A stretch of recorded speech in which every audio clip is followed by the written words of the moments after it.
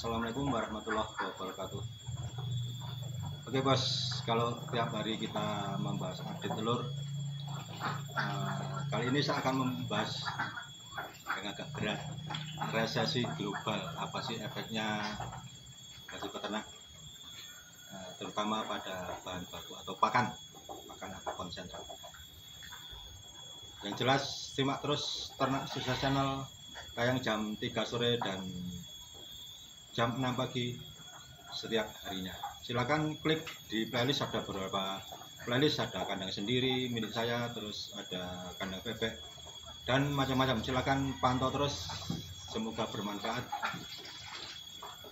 Dan terima kasih buat Pak Budi dan Ibu dari Surabaya, jauh-jauh dari Surabaya khusus hanya mau melihat kandang saya, dan kemarin sempat ngobrol di kandang dan melihat kondisi kandang saya, serta saya ajak main ke tempat Pak Sarwanto di kandangnya.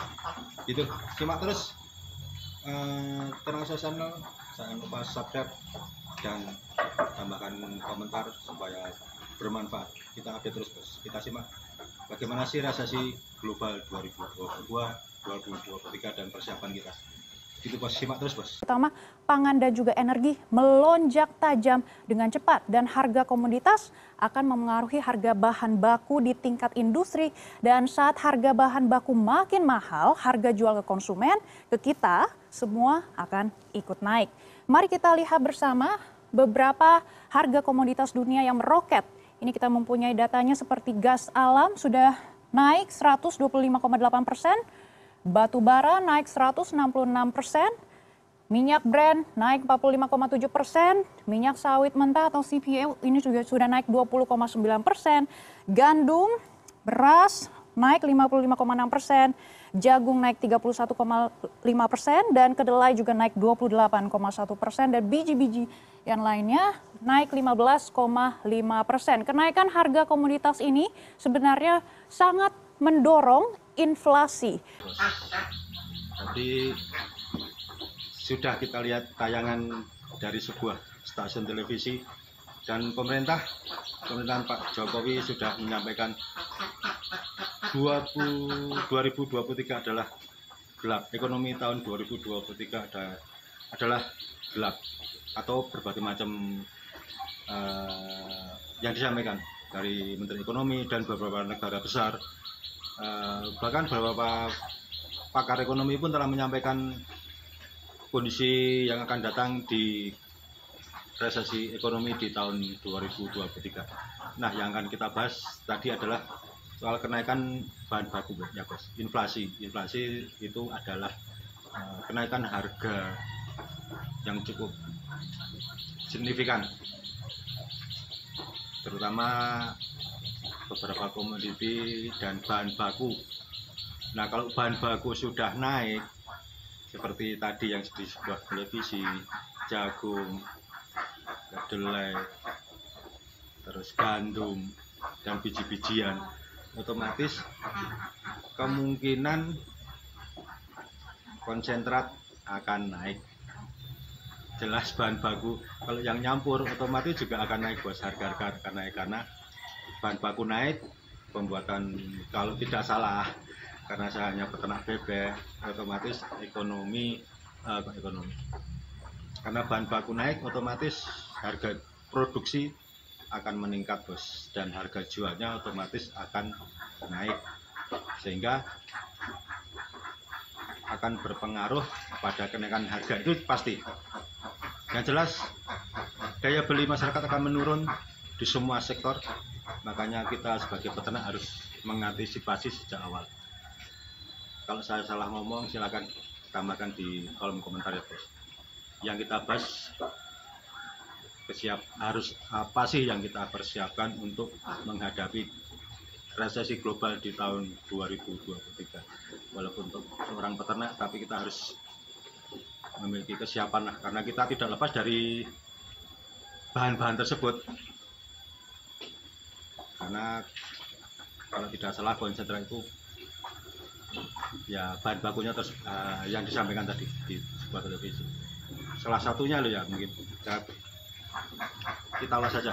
Yang jelas kita harus membaca kondisi pasar karena daya beli masyarakat akan menurun, banyak pengangguran dan banyak PHK. Otomatis daya beli masyarakat besok itu kan turun. Kita bukan pakar ekonomi, tapi kita harus mempersiapkan. Yang jelas di saat daya beli masyarakat itu turun, kita harus memperluas pasar, bos. Kalau kemarin banyak kita buang ke penjual bakmi, gudeg hanya 1-2 orang, terus pengasin hanya 1-2 orang, terus konsumen langsung konsumsi rumah tangga 1-2 orang atau 3 orang. Makanya kita harus memperluas pasar, bos. Iklan terus di medsos biar laku. Kenapa? Karena daya beli menurun yang diakibatkan oleh komoditi, harga komoditi yang meningkat. Kalau telur kita ikut meningkat itu pun sih nggak ada masalah. Tapi yang jelas apakah harga telur itu juga akan naik secara signifikan mengikuti harga pakan, bos. Nah, itu yang menjadi masalah. Yang menjadi kelemahan selama ini adalah seperti itu, harga konsentrat naik, tapi harga telur ya cuma segitu-segitu aja. 2.000, 1.800, 1.500, 900, 2.000, 2021, 2.100, maaf. Ya seperti itu. Jadi tidak langsung naik dari 2.000 menjadi 3.000 atau 4.000. Tidak bisa, bos. Karena ya itu, bahan bakunya meningkat tapi telurnya cuma segitu-gitu aja. Yang penting rata-rata peternak itu hanya ya udahlah asal jalan, asal bisa buat beli pakan. Rata-rata seperti itu, bos.